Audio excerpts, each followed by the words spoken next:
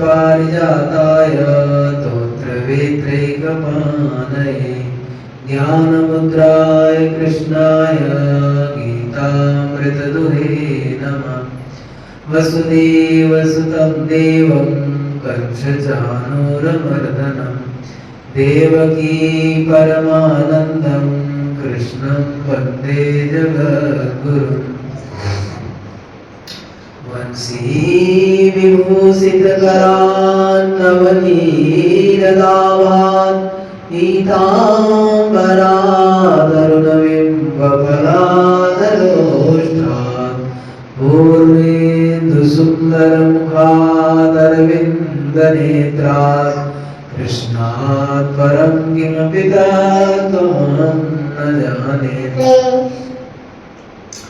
नवजलधरवर्णं चम्पकोद्भासिकर्णं विकसितनलिनास्यं विस्फुरन्मन्दहास्यं कनकरुचिदुकूलं चारुवरहावचूलं कमपि निखिलसारं नमामि गोपीकुमारं। वन्दे मुकुन्दमरविन्दजलायदाक्षं कुन्देन्दुशङ्खदशनं शिशुगोपवेशम् इन्द्रादिदेवगणवन्दितपादपीठं वृन्दावनालयमहं वसुदेवसूनुं। ध्येयं सदा परिभवग्नमभीष्टदोहं तीर्थास्पदं शिवविरिञ्चिनुतं शरण्यं भृत्याद्यं प्रणतपालभवाब्धिपोतं वन्दे महापुरुष ते चरणारविन्दम्। प्रह्लाद नारद पराशर पुण्डरीका व्यासाम्बरीश शुकशौनक भीष्मदाभ्याम् रुक्माङ्गदार्जुन वसिष्ठ विभीषणादि एतानहं परमभागवतान् नमामि। वाञ्छाकल्पतरुभ्यश्च कृपासिन्धुभ्य एव च पतितानां पावनेभ्यो श्रीवैष्णवेभ्यो नमो नमः। भक्ति भगवंत गुरु चतुर्नाम वपुए इनके पद वंदन किए नाशहि विघ्ने। जय जय श्यामा जय जय श्याम जय जय श्री वृंदावन धाम। जय जय श्यामा जय जय श्याम जय जय श्री वृंदावन धाम। पावन राधे तेरो नाम पावन श्री वृंदावन धाम। पावन राधे तेरो नाम पावन से वृंदावन धाम। जय गो जय वरसानो जय नंदग्राम रावल गोकुल अति अभिराम। जय वरसानो जय नंदग्राम रावल गोकुल अति अभिराम। जय गोवर्धन जय व्रजधाम श्री यमुना जी ललित ललाम। जय गोवर्धन जय व्रजधाम श्री यमुना जी ललित ललाम। यह जोरी अभी चल अविराम हृदय विराजो आठोया। यह जोरी अभी चल अविराम हृदय विराजो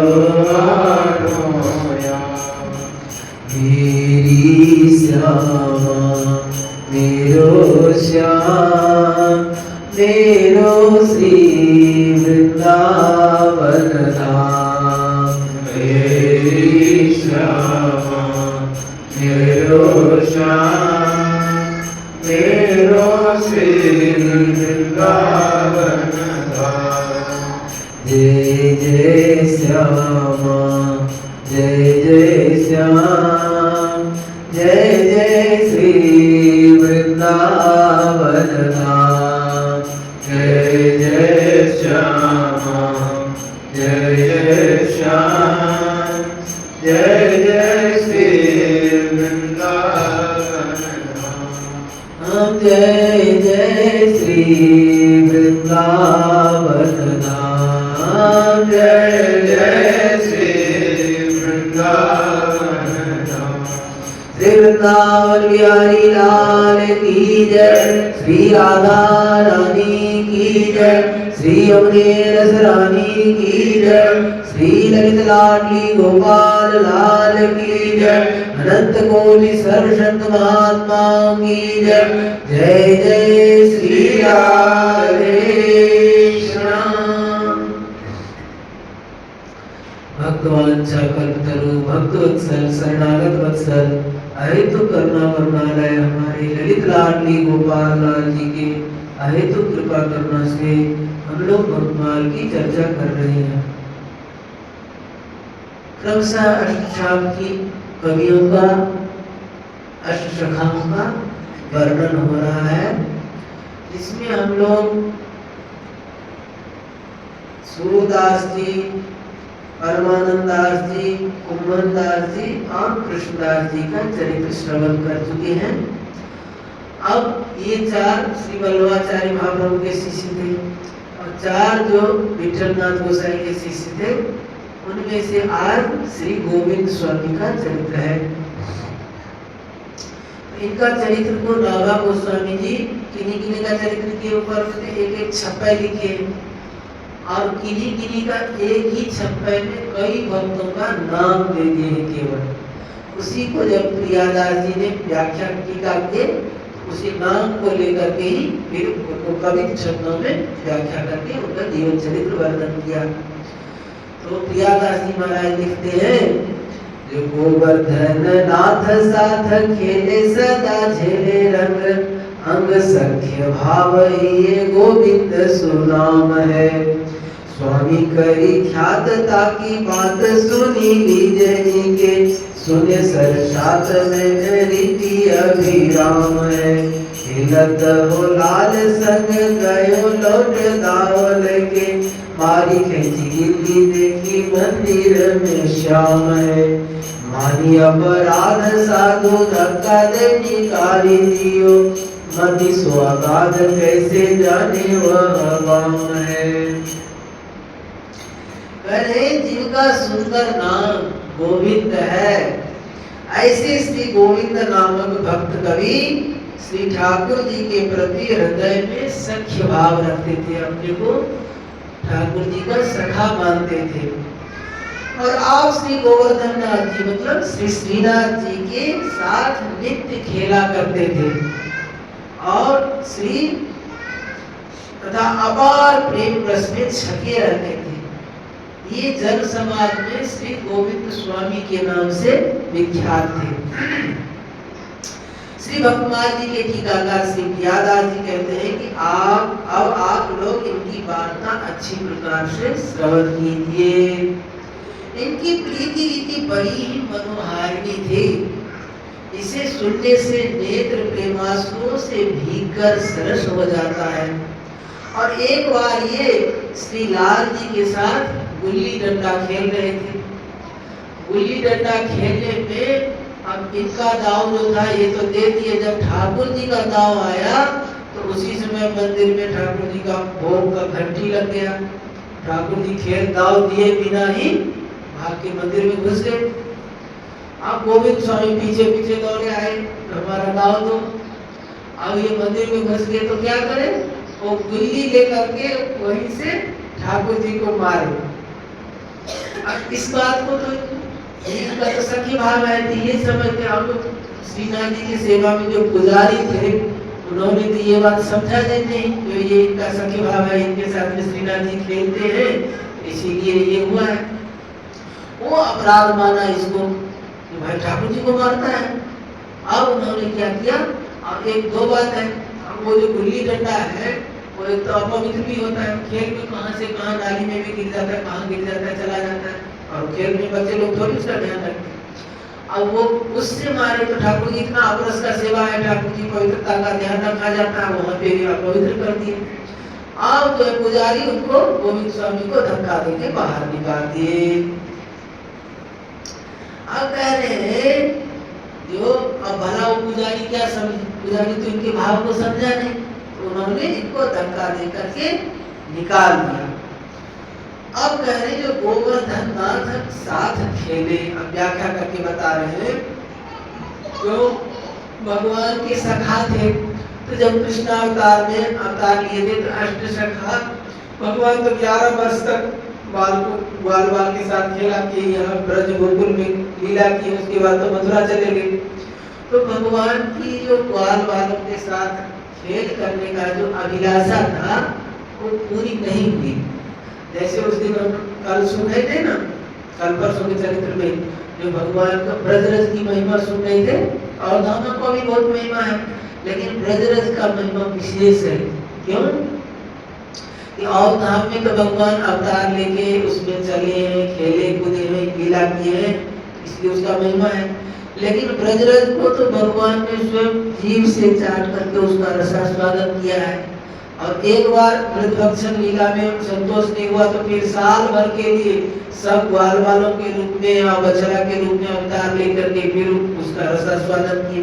तो भगवान स्वयं ब्रजरज को चाट चाट करके उसका स्वाद दिए, तो भगवान का आदरामृत है। और भगवान 11 साल रहे तो खराव चप्पल कुछ नहीं पहने, पैदल ही घूमे, तो साक्षात ठाकुर जी का चरण स्पर्श हुआ है, इसीलिए इस धाम पर विशेष महिमा है। तो कह रहे अवतार काल में श्री कृष्ण का खेलने की साध पूरी नहीं हुई, क्योंकि कुल 11 वर्ष ही तो बाल लीला किए थे, फिर तो मथुरा चले गए थे। प्रसंग बस यहाँ एक प्रश्न का समाधान कर दूं कि भगवान ने 11 वर्ष तक ही बाल लीला क्यों की।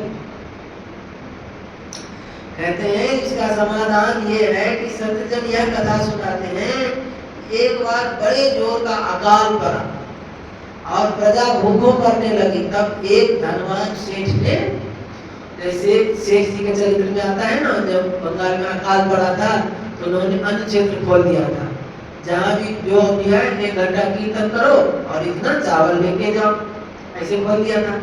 ऐसे ही सेठ ने वहाँ पे क्या किया, कुछ निर्माण कार्य चालू कर दिया, घर मकान बनाना शुरू कर दिया।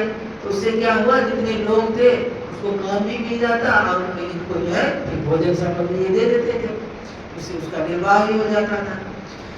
कह रहे जो तब धनवान सेठ ने निर्माण कार्य किया, और जिसमें 1 घंटा काम करने पर 1 छटाक चून मिलता था। इस प्रकार प्राणों की रक्षा का संबल मिल गया। उन्हीं दिनों एक ब्राह्मण के घर एक ऋषि आए। ब्राह्मण के घर में अन्न का एक दाना भी नहीं था, जिससे वह ऋषि का आतिथ्य सत्कार करता। परंतु शास्त्राज्ञा है कि कोई अतिथि हमारे घर में आए, आप उनको बिना भोजन किए, आदर सत्कार किए बिना यदि वो वापस चला जाएगा खाली, तो जितना संपूर्ण पाप आपको दे करके जाएगा, आपका जितना पुण्य है सब लेके चला जाएगा। इसीलिए कहते हैं जैसे इसकी तरह आप जिसके पास कुछ है ही नहीं तो क्या करें, तो वो भी प्रेम से आदर से महाराज आइए विराजिए। थोड़ा सा जल, तो जल का अभाव तो किसी के घर में नहीं होगा, प्राय जल तो होगा ही, और कुछ नहीं हो तो छोटा सा कोई कपड़ा घास का ही आसन बिछा दे, महाराज विराजो, जल लेकर के उनका स्वागत करते, इतने में भी उसका आदर हो जाता है। जो जिसकी तरह जिसके पास कुछ नहीं है वो क्या करे, तो कम से कम इतना तो सबके घर में रहता है, जल होगा, छोटा सा आसन, इतना करके प्रेम से उसका सत्कार कर ले तो उसमें भी हो जाए। और जिनके पास सामर्थ्य है तो उनको तो बिल्कुल अच्छी तरह से स्वागत करना चाहिए। करे उस ब्राह्मण के वहां जब ऋषि आ गए, उनके घर में एक दाना नहीं था, तो उन्होंने क्या किया, आस पड़ोस से मांगकर ऋषि के जलपान का प्रबंध किया और सुखपूर्वक उन्हें घर पर ठहराकर स्वयं सेठ जी के वहां काम करने गए। वहां पे सेठ जी के वहां काम करने से छटाक आटा मिलता था। तो फिर क्या हुआ, 11 घंटा काम किया उन्होंने। 11 घंटा काम करने से 11 छटाक आटा मिला। 1 घंटा में 1 छटाक मिलता था, तो 11 घंटा काम करने से 11 छटाक मिला। वो 11 छटाक ला करके वो ऋषि को दे दिए और ऋषि उससे भोजन करके तृप्त हो गए। तृप्त होने के बाद उनको आशीर्वाद मांगने के लिए कहीं वरदान मांगो। वरदान मांगने के लिए जब कहा तो प्रसन्न होकर उन्होंने ब्राह्मण से वर मांगने को कहा। निष्काम ब्राह्मण ने कुछ भी नहीं मांगा। उन्होंने ज्यादा आग्रह किया, जब भाई तुमने सेवा किया कुछ वर मांग लो। और ऋषि ने बहुत जोर दिया था। ब्राह्मण ने कहा यदि आप देना ही चाहते हैं तो मुझे यह वर दीजिए कि भगवान मेरे पुत्र बनकर मुझे बाल लीला का सुख दे। और ऋषि का तो माथा चकरा को कहे, तो अरे भाई इनके घर में कुछ खाने पीने का नहीं है, तो ये खाने पीने का चीज मांगेगा, और वो तो जो है साक्षात भगवान को ही मांग लिए। और ऋषि तो चकरा गए, ऋषि ठगे से रह गए। उन्होंने सोचा था कि गरीब ब्राह्मण है, स्वयं भूखा रहकर इसने मुझे भोजन कराया है तो कुछ धन संपत्ति मांगेगा, परंतु यह तो भगवान को ही मांग बैठा। अब मैं तो ठगा गया, अब क्या करें, परंतु अब देना तो पड़ेगा ही। अतः ऋषि बोले तुमने 11 घंटे काम कर 11 छटाक चून कमा कर मुझे खिलाया है, तो इसके बदले भगवान तुम्हारे यहाँ प्रकट होकर के 11 वर्ष तक बाल लीला का सुख देंगे। तो वही कालांतर में नंद यशोदा बने और भगवान 11 वर्ष तक गोकुल में उनको बाल लीला का सुख प्रदान किए। अब कह रहे हैं क्या हुआ, लेकिन इतने मात्र से न तो 11 साल तक भगवान की खेलने का भूख उसमें पूरा नहीं हुई, इच्छा पूरी नहीं हुई। तब क्या हुआ, वही भगवान जो है श्रीनाथ जी के रूप में प्रकट हुए और वही जो अष्ट सखा थे भगवान के दिव्य गोलोक में, वही अष्ट कवियों के रूप में अवतार लिए। अष्ट सखा ही अष्ट कवियों के रूप में अवतार लिए। जो क्या सूरदास, परमानंद दास, कुमन दास, कृष्णदास, चार की कथा हम लोग सुन चुके। अब गोविंद स्वामी, चतुर्भुज दास, छीत स्वामी और नंददास आदि तो अभी क्रम से होगा। गोविंद दास जी का चल रहा है। अब कह रहे हैं जो गोविंद दास जी श्री राम सखा के अवतार थे। श्री राम कौन है, सुवर्ण श्री राम, श्री राधा रानी का भाई का नाम है श्री राम, तो वो भगवान की प्रिय सखा थे। अब इनका गोविंद सुनाम है और भक्त गोविंद स्वामी का जन्म 1562 ईस्वी में ही भरतपुर गोवर्धन भी कुछ अंश में भरतपुर में पड़ता है। आप परिक्रमा करेंगे तो देखेंगे सीमा वहां पे लिखा हुआ है। तो कहीं भरतपुर राज्यांतर में आंतरिक नामक गांव में सनाट्य ब्राह्मणपुरी में इनका जन्म हुआ। और ये जन्म से ही काव्य और संगीत जितने अष्टसखा है सब में ये गुण जन्म जाते हैं। कवि भी है और संगीत कला में भी निपुण है, गायन में भी, गला भी बहुत अच्छा है और मन भी बनाते हैं। तो कहेंगे ये काव्य तथा संगीत शास्त्र के उच्च कोटि के विद्वान थे और इन गुणों के साथ साथ पवित्र ब्राह्मण कुल में उत्पन्न होने के नाते इनके अनेक शिष्य हो गए थे। गाने कला में भी प्रवीण थे और ब्राह्मण कुल में थे, इस कारण से बहुत से शिष्य वहां हो गए। इसीलिए इनको स्वामी जी गोविंद स्वामी पहले से ही नाम पड़ गया था। अब कह रहे जो मानी अपराध, एक तो इन्होंने श्री ठाकुर जी को गुल्ली मारी थी और दूसरे गुल्ली अपवित्र होती है, वह जहाँ तहाँ गिरती रहती है, कभी गंदी नालियों में भी गिर जाती। बालकों को तो खेल का विचार नहीं रहता, परंतु मंदिर में तो विचार किया जाता है। गोविंद ने मंदिर में गुल्ली फेंक कर मारा, तब पुजारी नाराज होकर धक्का देकर बाहर निकाल दिया। कैसे जाने वह बाम है। अब इसके दो अर्थ होते हैं कि यह तो वह सख्य रस बड़ा ही टेढ़ा होता है। अब इस बात को वो क्या समझे, पुजारी जो थे वो समझे नहीं, इस कारण से इनको धक्का दे दिया। अब सख्य रस के ऊपर एक दृष्टांत देके समझाते हैं। एक ग्वालिया था, अब श्री कृष्ण को अपना सखा मानते थे। अब नंद गांव में रहता था, घर का गरीब था और सगाई के लिए बात चल रही थी। तो कन्या पक्ष के लोग उनको देखने के लिए आए, वर को, ग्वालिया को देखने के लिए आए। ग्वालिया फटा पीटा कपड़ा पहनता था, वो क्या किया, जिस दिन वो देखने के लिए आए कन्या पक्ष के लोग, तो उस दिन जो है ठाकुर जी का वस्त्र लेके पहन लिया, अपना वस्त्र ठाकुर जी को पहना, इसकी फटा चिट। तो उधर श्री ठाकुर जी के पोशाक का हल्ला मच गया। क्या हुआ, जब ये महिला को देना वस्त्र ठाकुर जी को पहना दिया, अपने ठाकुर जी का वस्त्र पहन लिए, तो जो कन्या पक्ष के लोग थे वो देख करके बड़े प्रसन्न हुए और इनका वर को पसंद कर लिए, विवाह करने की तैयारी हो गया। अब इधर वर देखने वाले पसंद कर और विवाह करके चले गए, और उधर श्री ठाकुर जी के पोशाक का हल्ला मच गया। किसी ने बताया कि मैंने आपको ग्वालिया को पहने हुए देखा है। जब लोगों ने आकर उसे पूछा तो उसने कहा मेरी सगाई मानी जाती, मेरा विवाह नहीं होता, इस कारण से हम ठाकुर जी का वस्त्र पहन लिए और मैं ठाकुर जी का पोशाक पहन लिया। और ठाकुर जी की कौन सी सगाई मानी जाती है, इसलिए उनका चलेगा। यह सख्य रस का वार्तापन है। सख्य रस के संबंध में और भी बहुत से दृष्टांत हैं। अब कह रहे हैं प्रियादास जी और आगे का वर्णन करते, जब ठाकुर जी को गुल्ली मारे और पुजारी ने इनको मंदिर से धक्का दे करके बाहर कर दिया, तो गोविंद स्वामी जी रूठ गए। रूठ करके जा करके जो वन में ठाकुर जी लीला करने जाते थे, उसी रास्ता में जाके एक कुंड पे जाके बैठ गए। तो अभी तो मार के घुस गया है मंदिर में, खेलने आएगा तो रास्ता पकड़ूंगा।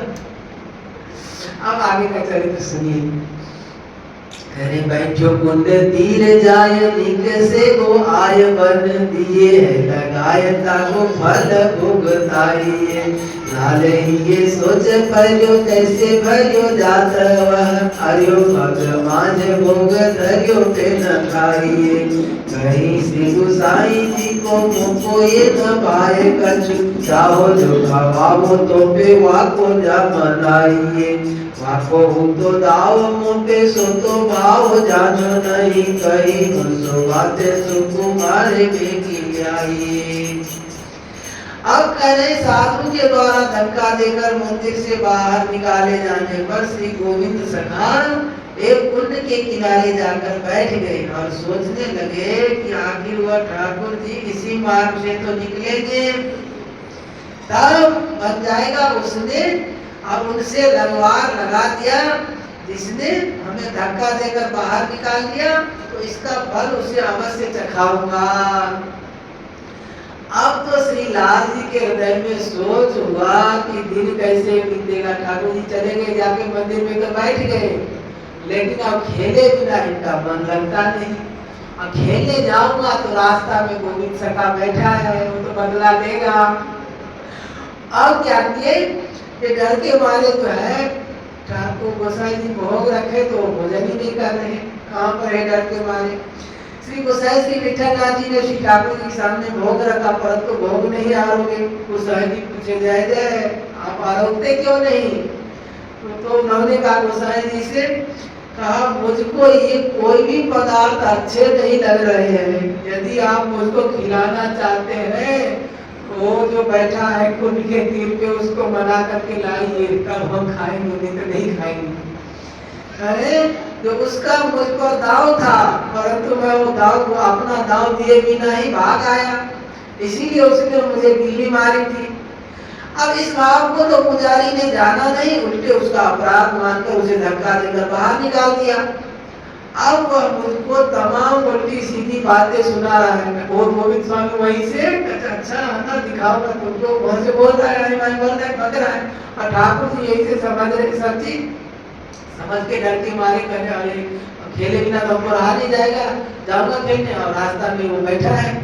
तो डर के मारे जो है, तो इसीलिए गोसाई जी को यदि हमको खिलाना चाहते हैं तो उसको मना करके लाइए, अतः उस ब्राह्मण कुमार को शीघ्र मनाकर मेरे पास लाइए, तब भोग आरूंगा।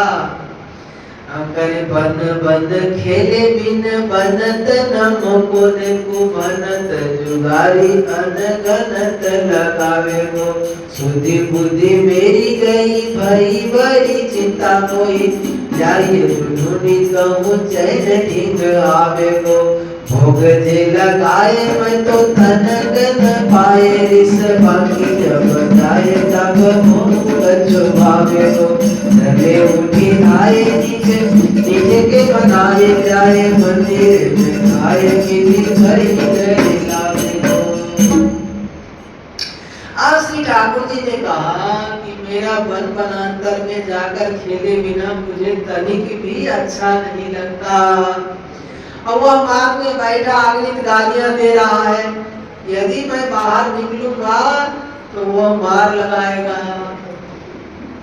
मेरे तो होश आवाज जाते रहे, मुझे बहुत चिंता हो गई।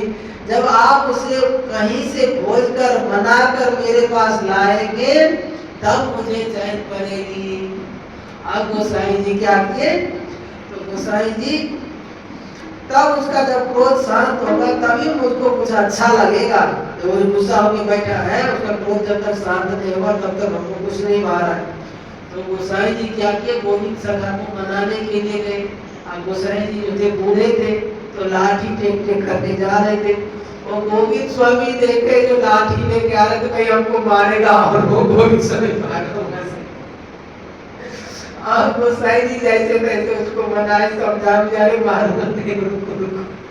अब उसको फिर मना करके गोसाई जी बड़ी कठिनाई से उन्हें मनाकर मंदिर में लिवा लाए और बोले तुम्हारे सखा मतलब श्री ठाकुर जी ने कहा है कि हम दोनों एक साथ बैठकर मिलकर खाएंगे, परस्पर गले से लगकर मिलेंगे।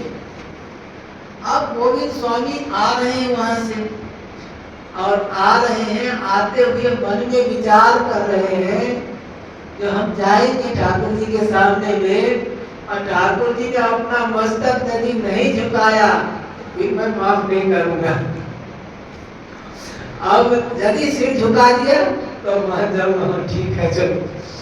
अब क्या हुआ, गोसाई जी ने कहा तो क्या जरूरत, पहले ठाकुर जी को समझाया गोसाई जी, अरे मन में खेलना की जाना क्या जरूरत है, तुम्हारे आंगन है इतना बड़ा, आंगन में ही खेलो, जाना क्या जरूरत है। ठाकुर जी को गोसाई जी समझाए, मन में जाकर क्यों खेलते हो, यही अपना आंगन है यही खेलो। अरे मुझे आंगन में खेलना सुहाएगा ही नहीं, बाहर का मार्ग बंद है। ठाकुर जी कह रहे आंगन में खेलना मेरा अच्छा नहीं लगेगा, बाहर जाके ही खेलूंगा, लेकिन बाहर जाने का रास्ता बंद है। तो कह रहे जो गोविंद ने समझा कि श्री ठाकुर जी ने गोसाई से शिकायत की, आता ये मुझे मारने के लिए आ रहे हैं, वो डंडा लेके जो जा रहे थे, तो ऐसा समझे। परंतु श्री गोसाई जी के हाथ में छड़ी थी, छड़ी लेने का वास्तविक हेतु था जो गोसाई जी बूढ़े थे, अब छड़ी का सहारा लेके चल रहे थे। परंतु गोविंद तो डर गए कि मुझे मारने के लिए आ रहे हैं, आता हुआ डर कर भागे। श्री गोसाई जी बड़े प्रेम से बुलाते, अरे बेटा गोविंद देख मेरी बात सुन। गोविंद कहते आप मारेंगे, तब गोसाई जी ने बहुत बहुत विश्वास दिलाया, तब जैसे तैसे लौट कर आया। अब गोविंद मन ही मन सोच रहे थे कि मुझे देखकर श्री ठाकुर जी सिर झुका देंगे तब तो क्षमा करूंगा, नहीं तो क्षमा नहीं करूंगा, बिना मारे उसको छोड़ूंगा नहीं, चाहे कुछ भी हो जाए। भगवान ने भक्ति की बात रख ली, गोविंद को देखते ही सिर झुका दिया, गोविंद का क्रोध शांत हो गया। अब तो दोनों ने संग संग पाया और गले से लगकर मिले। अब आगे कहते हैं जो गए है बाहिर भूमि ताहा कृष्ण आए, झूमी करी बड़ी धूम आग गोरी न सोमारी के, इन निहारी उठी मारी दई वाही, सोचु को दुख अपार सत्य भाव रस धार। माता मगताए बड़ी वेद गई आई, कहाँ कहाँ बार लाई कोट पाई गुरधारी के, आयो यो विचार अनुसार सदाचार कियो लियो प्रेम गाढ़ कबू करत समारे के। अब क्या हुआ, एक दिन गोविंद सखा शौच के लिए गए, शौच कर रहे थे और ठाकुर जी वहां भी पहुंच गए। अब वहां जाकर के एक फल होता है, कौन सा फल वो कहते हैं, इन्होंने गोविंद सखा को मंदार के फलों से मारने लगा। मंदार का फल होता है, उसके फल से गोविंद को मार रहे हैं। और श्री कृष्ण को देखा तो उठकर उन्हीं फलों से उनको भी मारने लगे। गोविंद सखा उनको मार रहे हैं, वो उनको मार रहे हैं। इतने में भी जब देर हो गया, गोविंद सखा माँ के बाहर गए थे शौच के लिए और माता को चिंता हुई इतना देर गया शौच क्या कर रहा है, तो माता आई देखने के लिए। तो ठाकुर जी जो है गोविंद के पीछे जाकर छिप गए ओट में। ओट में जाकर के छिप गए। कहते भक्तमाल के टीकाकार जी कहते हैं अरे भाई यह सख्य भाव भक्ति रस का सार जो ठहरा। उधर इनकी माता मार्ग देख रही थी, जब बहुत देर हुई तो घर में नहीं आई तो इनकी माता वहां आई।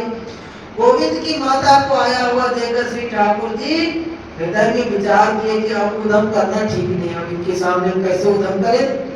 अतः गोविंद की ओर में छिप गए और इसी बहाना से गोविंद की मार से भी बच गए। गोविंद जो मार रहा था तो उससे भी बच गए, पीछे जाके छिप गए।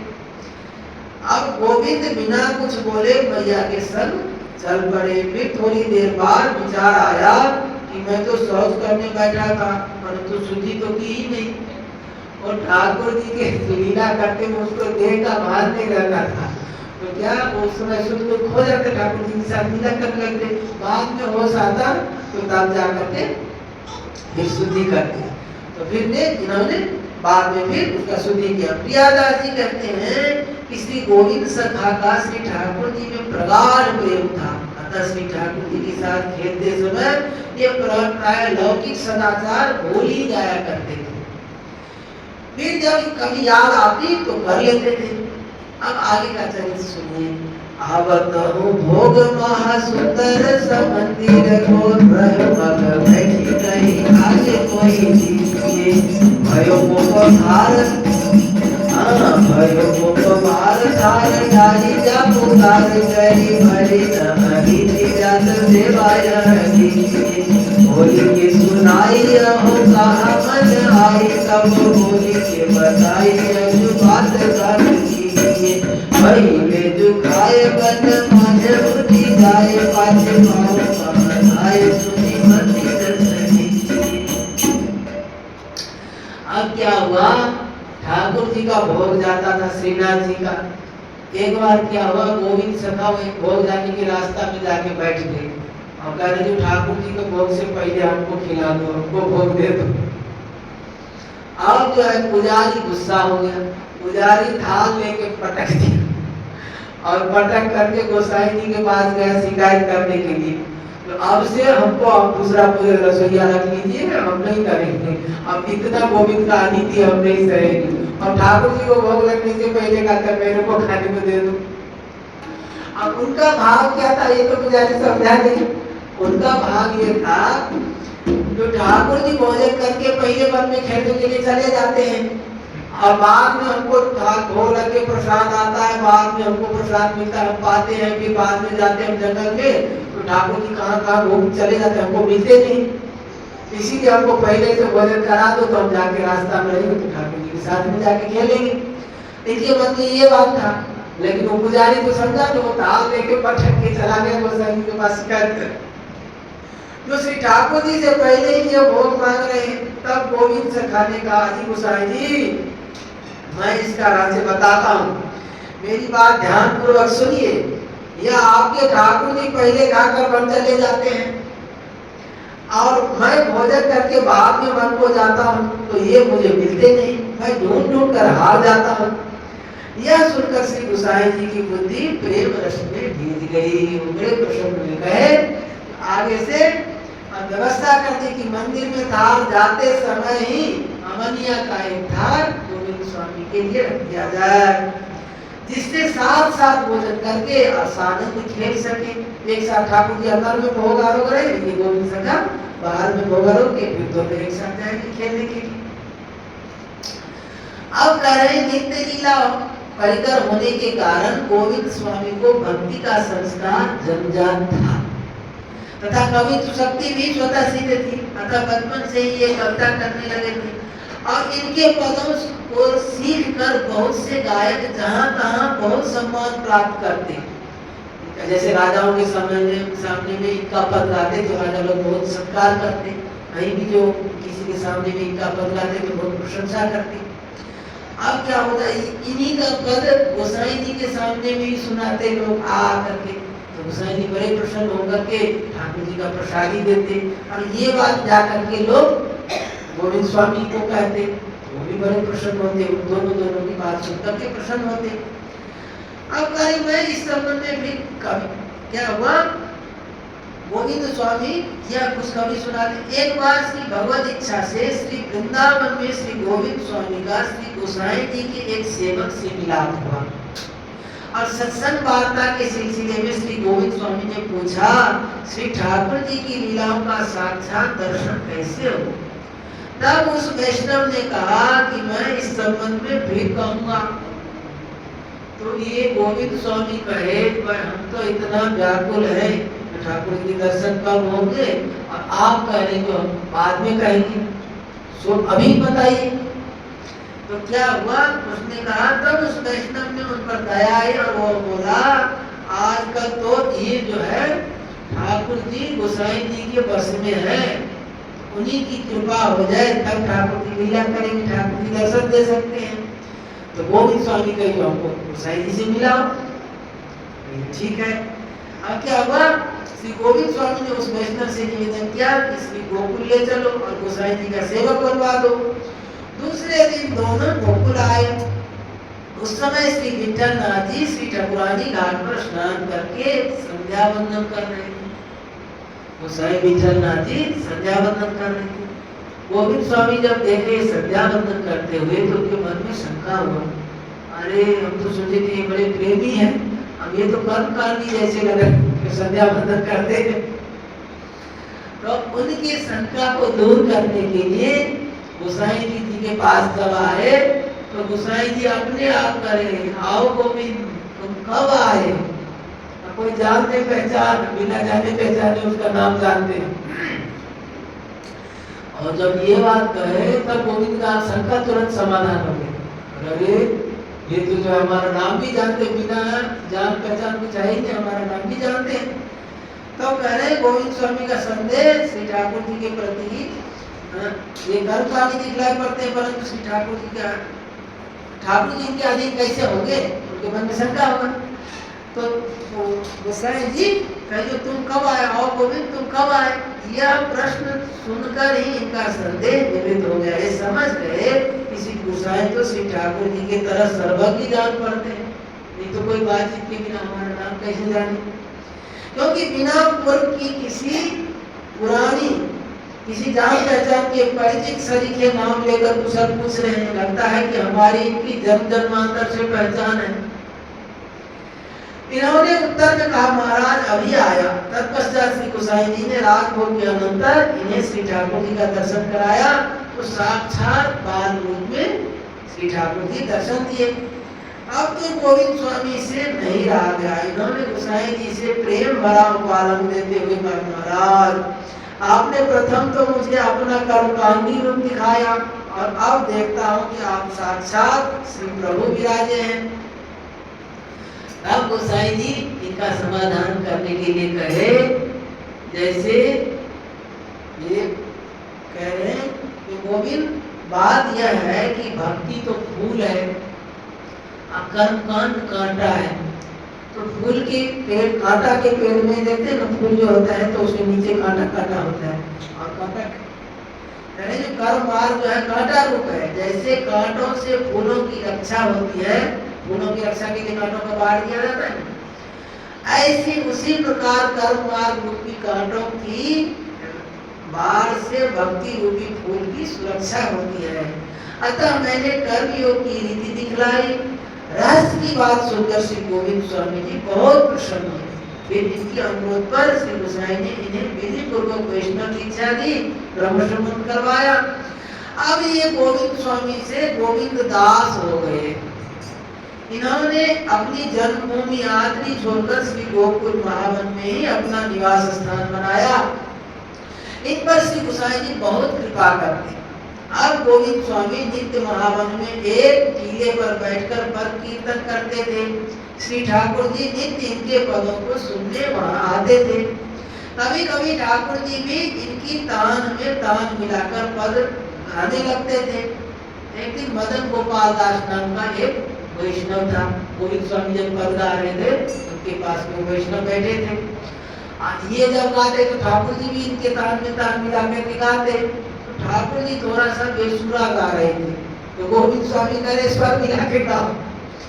अब वो मदन गोपाल दास जो था वो देखो यहाँ तो कोई है नहीं, किससे बात कर रहे हैं, तो कह रहे तो श्री ठाकुर जी इनके साथ गा रहे थे। तान में तनिक अंतर देखकर इन्होंने श्री ठाकुर जी से कहा तान सुधी लो।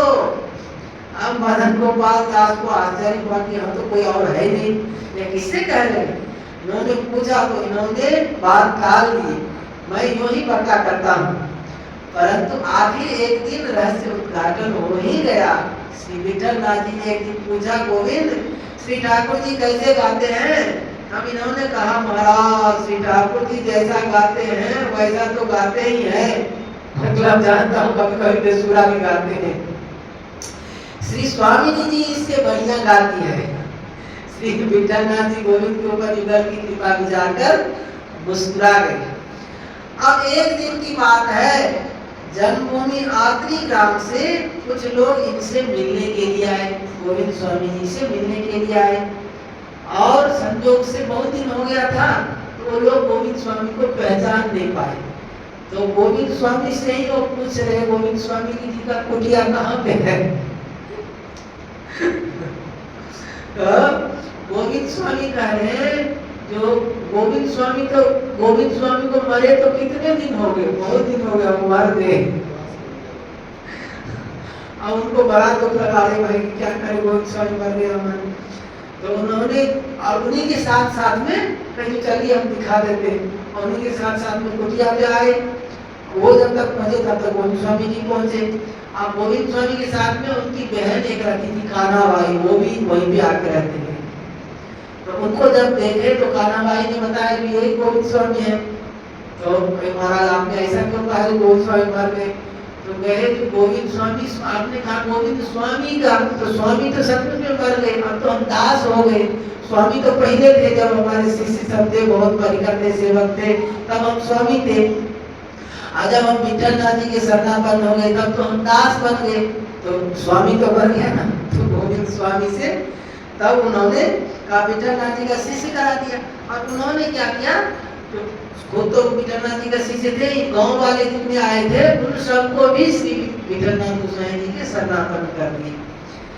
अब श्री यमुना जी में ये साक्षात भी श्री जी का भावना करते थे। श्री गोविंद स्वामी यमुना जी को श्री राधा रानी के स्वरूप मानते थे।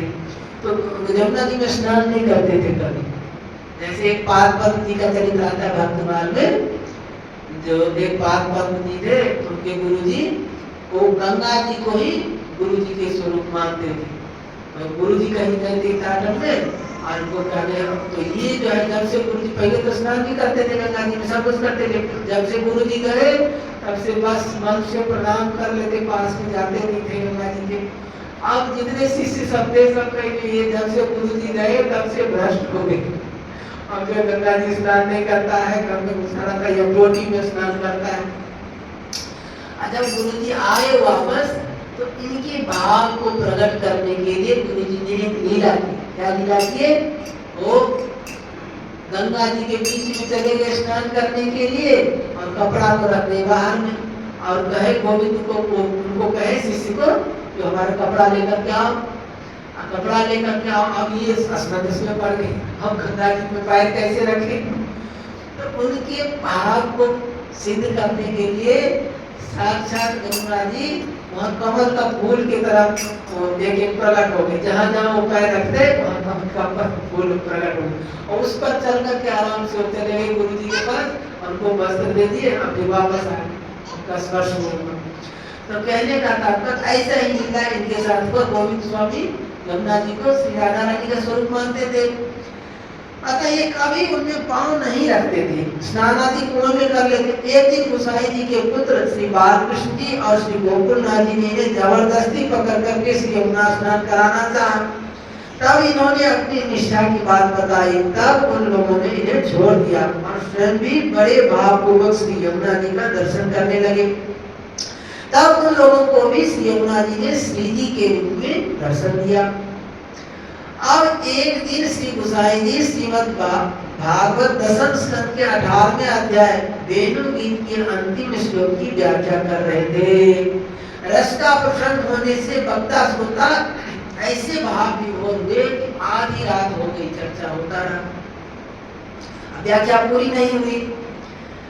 जैसे रामचरित्र में मानस में आता है, एक गरुड़ जी पूछते हैं नागभूषणी जी को, जो भाई सत्संग करके घंटों बीत जाता है, समय का कुछ पता ही नहीं लगता। एक तो रामायण में ये चरित्र आता है और एक सेठ जी के चरित्र में आता है।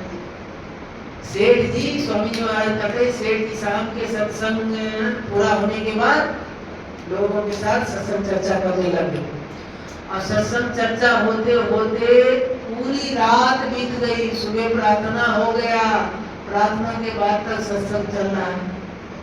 तो स्वामी जी महाराज पूछे कि ज्ञान प्रभाव की योग बल, इतना देर तक सत्संग होता है, क्या है ये, कौन सी सिद्धि है? तो सेठ जी ने कहा ये भगवान की कृपा है। तो स्वामी जी महाराज ने प्रश्न पूछा, महाराज भगवान की कृपा में भी कोई पक्षपात होता है क्या? भगवान की कृपा आपके ऊपर है, हमारे ऊपर नहीं है, ऐसा कैसे? तो कहे सेठ जी ने कहा जो भगवान की कृपा को हमने स्वीकार किया और आपने स्वीकार नहीं किया। भगवान रामायण में कहते हैं भगवान तो सब पर मोर बराबर दाया, तो भगवान तो सबके ऊपर कृपा करते हैं समान रूप से, लेकिन उस कृपा को जो जितने अंश में स्वीकार करता है उसको उतने अंश में दिखता है। जैसे बारिश होती है तो बारिश होती है तो बारिश ये नहीं देखती है कि ये आम का वृक्ष है और ये कांटे का वृक्ष है, यहाँ पानी है और यहाँ सूखा है, यहाँ पे बारिश करूं यहाँ पे नहीं करूं। देखते हैं? कभी नहीं देखे होंगे। बारिश होता है तो सब जगह होता है। बारिश देखे आप समुद्र में भी बारिश होता हुआ देखे, होता है, देखे ना, सब जगह बारिश होता है। ऐसे ही भगवान की कृपा में कोई पक्षपात नहीं है। जितना जितना उस कृपा को हम स्वीकार करेंगे उतना उतना आपके जीवन में वो फलीभूत वो दिखने लगे जाएगा। जैसे जैसे बारिश होता है, अब घड़ा को उल्टा करके रख दीजिए तो वर्षों तक बारिश होता रहेगा, घड़ा वैसे को वैसे सूखा रहेगा। आप उसी को सुलटा दीजिए तो थोड़ी देर में भर जाएगा। ऐसे सन्मुख होई की कोई जबहि जन्म कोटि अगनासे तबहि। जब अनंत जन्मों से विमुख हुआ जी और जब भगवान के सन्मुख हो जाता है उसी क्षण अनंत जन्मों का, करोड़ों जन्मों का पाप ताप सब नष्ट हो जाता है। कहते हैं बिगड़ी जन्म अनेक की सुधरे अब ही आर, होई राम को नाम जपो तुलसी तजी कुसुमार। अनंत जन्मों का बिगड़ा हुआ मार्ग आज सुधर जाए, आज भी अभी सुधर जाए। कैसे? भगवान की जब से संसारी हम संसारी बन गए, भगवान को भूल गए, तब से सारा अनर्थ शुरू हुआ। अब इसी को ये गलती हमने की है तो इसको सुधारने का भी जिम्मेवारी हमारे ऊपर है।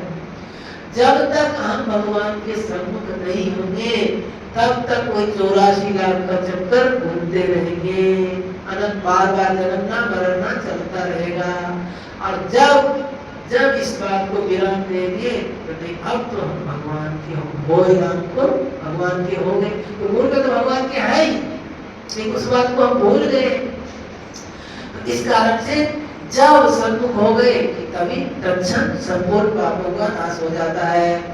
तो इसमें कह रहे जो यहाँ पे जो है भागवत की जो वेणु गीत की कथा हो रही थी तो उसमें इन लोगों का समय का ध्यान नहीं रहा, रात 12 बज गया और चल रहा है तो व्याख्या पूरी नहीं भाई। तब गोसाई जी सबको शयन का आदेश देकर स्वयं भी शयन करने चले गए। श्री गोविंदास जी अपने घर को जा रहे थे और मार्ग में बैठक में श्री बालकृष्ण जी, गोकुलनाथ जी और बहुत से वैष्णव मिले। श्री गोकुलनाथ जी ने पूछा आज घर जाने में इतनी देर क्यों लगाई? इन्होंने कहा महाराज गोसाई जी के श्रीमुख से कथामृत का पान करने में कुछ विलंब हो गया। उन्होंने पूछा व्याख्या कैसी की?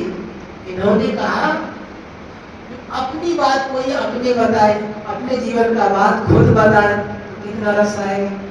तो गोसाई जी तो साक्षात भगवान के ही अवतार हैं, साक्षात स्वयं है, स्वयं ही वर्णन कर रहे अपनी लीला, तो कितना रस आएगा बताओ। कह रहे जो महाराज अपनी बात आप स्वयं कहें तो उसकी क्या तुलना। अर्थात श्री गोसाई तो साक्षात श्री कृष्ण ही है, वह स्वयं अपनी लीला का आप ही वर्णन कर रहे हैं, भला वैसा वर्णन कोई और कैसे कर सकता है। तब श्री गोकुलनाथ जी सबके समक्ष कहा। श्री गोविंद दास जी ने श्री गोसाई जी के स्वरूप को अच्छी तरह जाना। तत्पश्चात श्री गोविंद दास जी सबको प्रणाम करके घर गए। तो आगे एक पद है, पद सुनाएंगे, उसमें ऐसे ही वर्णन आता है, जो साक्षात गोसाई जी और श्रीनाथ जी दोनों एक ही रूप है। उनको गोविंद स्वामी का ऐसा ही दिखता है, ये वे हैं और वे ये है, दोनों ठाकुर जी के।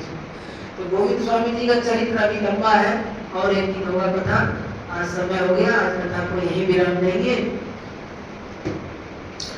मेरो वृंदावन वृंदावन वृंदावन, मेरो वृंदावन वृंदावन वृंदावन, मेरो वृंदावन वृंदावन, यारो वृंदावन वृंदावन वृंदावन, यारो वृंदावन वृंदावन वृंदावन, जीवन वृंदावन वृंदावन वृंदावन, जीवन वृंदावन वृंदावन वृंदावन, सर्वस्व वृंदावन वृंदावन वृंदावन, सर्वस्व वृंदावन वृंदावन वृंदावन, अछिन अंकुर तन जात है, छिन अंकुर तन जात है, ध्यान ही विषय अनोद, ध्यान विषय कौड़ी बदले तुम, कौड़ी बदले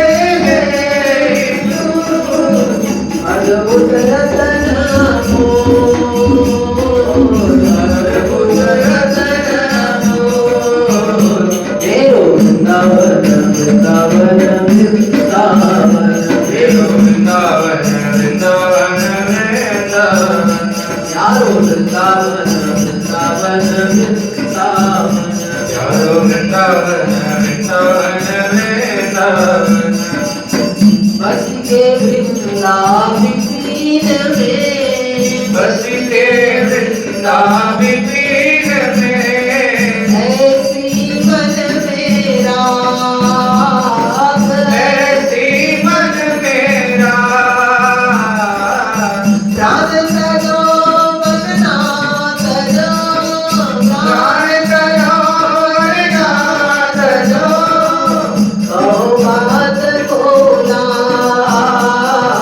कहो बात बोला, मेरो वृंदावन वृंदावन वृंदावन, मेरो वृंदावन वृंदावन वृंदावन, यारो वृंदावन वृंदावन वृंदावन, यारो वृंदावन वृंदावन वृंदावन, जीवन वृंदावन वृंदावन वृंदावन, जीवन वृंदावन वृंदावन वृंदावन, सर्वस्व वृंदावन वृंदावन वृंदावन, सर्वस्व वृंदावन वृंदावन वृंदावन। श्री वृंदावन धाम की जय, श्री राधा रानी की जय, श्री यमुने रस रानी की जय, श्री ललित लाडली गोपाल लाल की जय, अनंत कोटि सर्व संत महात्माओं की जय, जय जय श्री राधे श्याम। हे नाथ, हे मेरे नाथ, मैं आपको भूलूं नहीं, मैं आपको भूलूं नहीं, हे मेरे नाथ, हे मेरे प्राणनाथ, हे मेरे प्राणनाथ, कोई भी आपको भूले नहीं, कोई भी आपको भूले नहीं, हे मेरे प्यारे, हे मेरे प्यारे, हे मेरे प्राण प्यारे, हे मेरे प्राण प्यारे, कोई भी अपने आप को भूले नहीं, कोई भी अपने आप को